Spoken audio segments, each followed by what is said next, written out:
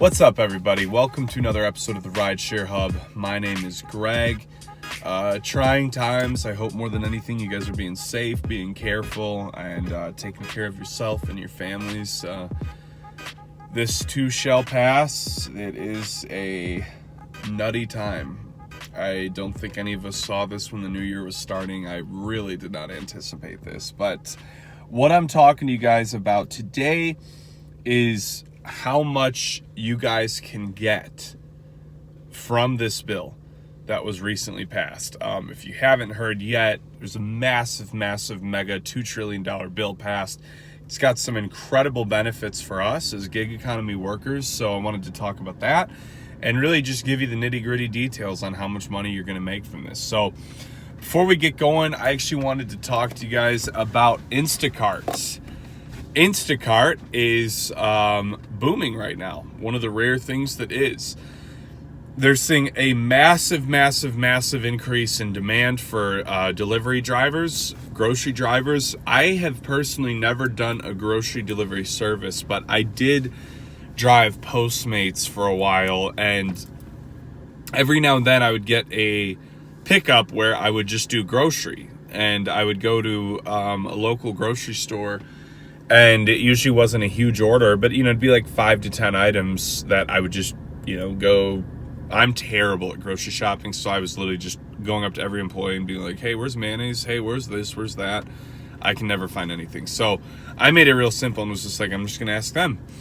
All in all, it really wasn't that bad. Like, the grocery deliveries were honestly usually my favorites because they were generally going to homes. The thing I always hated about like Uber Eats and Postmates in general was the hunting for apartment complexes when I'm going to deliver the food always drove me insane. I have bad vision at night though, so I feel like usually I just couldn't see building numbers. Maybe it was just me. But all in all, it's really not a terrible gig. And the main thing is right now, guys, is like driving for Uber and Lyft, you're literally going to make $3-4 an hour. That's what I'm hearing is like the average from everyone I talk to. No one's making more money right now. No one's taking rides. I have both the driver app and the rider app on my phone, and I've been checking the rider app periodically. There's definitely less drivers out, but like it still just looks really condensed with people that you can tell just aren't getting rides, So I really think that if you need quick money, Instacart's the way to go. We've seen in certain states they're offering up to $1,700 sign-on bonuses. That's crazy. Granted, that's probably not going to be everywhere. That's probably your like biggest markets, but I would expect to see $300 to $800 sign-up bonuses everywhere you go. So I'm leaving the Rideshare Hub. Our special sign-up code is going to be in the description, so you guys could get started on doing deliveries if you wanted, and that could be the thing that very well gets you through the next few weeks is delivery. So I want you guys to seriously look into that, or at least consider it. I know it's not ideal. It's way more of a hassle than driving for Uber and Lyft. I agree. But I think right now you just got to do what you got to do, So, but let's talk about some other good news about the massive stimulus bill that was passed. So flat out, the main question everyone wants to know is how much money are we going to get? So what I've been seeing is that if you can show that you were driving since after January or something like that, maybe it's just after the new year, but if you can show that you stopped driving because of the current problems and things that were coming up and being like, hey, this is when I stopped driving. I did because I was literally worried about what was going on. Now I can't work anymore, blah, blah, blah. Then you're going to get, from what we're hearing, $600 a week, which is unreal because that's not bad money for an Uber and Lyft driver. I doubt many of you even made more than that. There's always the person who says they make $1,000 a week. They also work 80 hours a week. I used to love that. The Uber and Lyft drivers I would meet. Oh yeah, bro, I make easy $1,100 a week. I'm like, oh yeah, bro, do you have a second of spare time for your own life? No, it's not, can't be proud of making over $1,000 a week if you slave over it. So I would say the average driver probably makes something like $600 a week. I would guess that's at least 30 hours a week. So I'm talking the average driver that's putting in time, not somebody who drives on St. Patty's and New Year's Eve, you know. So we're talking $600 a week. And then they're also saying that there's a stipend you'd get on top of that. Now, I'm not sure what the stipend would be. I haven't seen anything on that, but I've seen a lot of different reports. I've seen some people saying it would be a $200 stipend a week. Some people said $300 to $400. Maybe it depends on if you have kids and your living situation. That I haven't sure, but the $600 a week alone, like that alone makes it worth it. You understand? Like that, I mean, that's really, really a lot more than I thought we would ever get for any kind of relief package. If something, I literally thought we'd get like $200 a week, which honestly, I probably would have been happy with $200 a week. So some other interesting things that happened along that was the Uber CEO did write in on our behalf and implored Trump to, you know, basically look after us. Really, his whole motive there was because he also wrote in a little thing about how we still shouldn't be considered employees, but we need a safety net provided by the federal government and not Uber, which I'm like, another little cop out for Uber. What do you know? Using it to benefit their own agenda. So there's really only a few things you need to prove to get this money.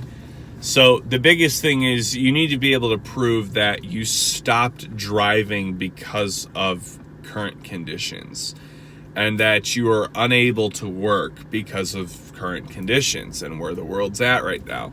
For most of you, that really probably shouldn't be hard to do because pretty much anybody driving after January, maybe even sooner, I can't remember when we really started first hearing about this thing, but anybody after January who has the pay stubs to show, hey, look, you can clearly see I stopped working here. That's because that was when I took preventative measures for the safety of myself, my health, and my family. So I stopped driving here. And to be honest, like the sooner you stopped driving Uber and Lyft, the better you were, you know, the better chances you had, because like they, you know, I mean, it's one of the riskier jobs during times like this. You're in a closed off car. I mean, you're talking like being in this little space, especially with more than one person. I mean, and you're just breathing the same hot air. It's, you know, you can see how it'd be really, really easy for an Uber Lyft driver. Picking up people at the airports. There's all kinds of reasons why we're more subject to this. So don't worry even if you haven't given a ride since January, still apply. And, you know, just say that's the reason you stopped driving, you know. I do want to say, and I've said this in every video I've done on this topic so far, I do want to say if you really are in a position where you won't ever need this money, please keep in mind there's tons of people that will. There's a lot of drivers that are in really dicey scenarios, and, you know, because of that, geez, Amazon Prime guys got like 3 freaking cartloads of stuff. That Amazon delivery stuff is pretty solid right now too. You guys might want to look into that now that I think about it. Actually, I'll look into that and I'll let you guys know if it's worth it. But it really is, like, we really are the most impacted. So don't feel bad about it. But like I said, if you are someone who really doesn't need it, like, don't be taking up all the drivers who do need it, because I have a plethora of people emailing in talking about their problems, and it's really sad. Like, some people are not prepped for this and really have like 1 to 2 weeks of preparation before they don't know what they're going to do. I did want to give some quick advice too, though. Keep in mind that, like, right now you can't really get evicted. No, you just can't. I mean, evictions are illegal right now. Most utility companies aren't going to charge you if you miss your payments. I know most banks aren't doing overdraft fees right now. So don't fret, because really the worst thing that can happen, the worst thing that can come out of this is you do get backed up on some bills. But here's the reality, guys. If the worst thing that happens is you get it like a few grand behind on bills, That's not the end of the world, because they're going to be offering payment plans. You're going to be getting money coming in the mail from the government. Stuff like that's going to be easier to pay off than you think. And so even if you, worst case scenario, come out of all of it and you've got $2,000 of debt maybe, and then you got to start a payment plan where you put $50 a month towards it, is that really so bad, you know? So don't make this whole thing crazier than it is, because you will get through this and it's really not as bad as you think. But that's what I'm hearing is $500-600 a week along with a stipend. To apply for that, you're basically going to Google your state government along with unemployment insurance benefits, and the very first link should be exactly what you're looking for. So make sure you guys get on that today. It's going to be really helpful. I hope you enjoyed this video. Be sure to like and subscribe, and make sure you check out Instacart. See you later, guys.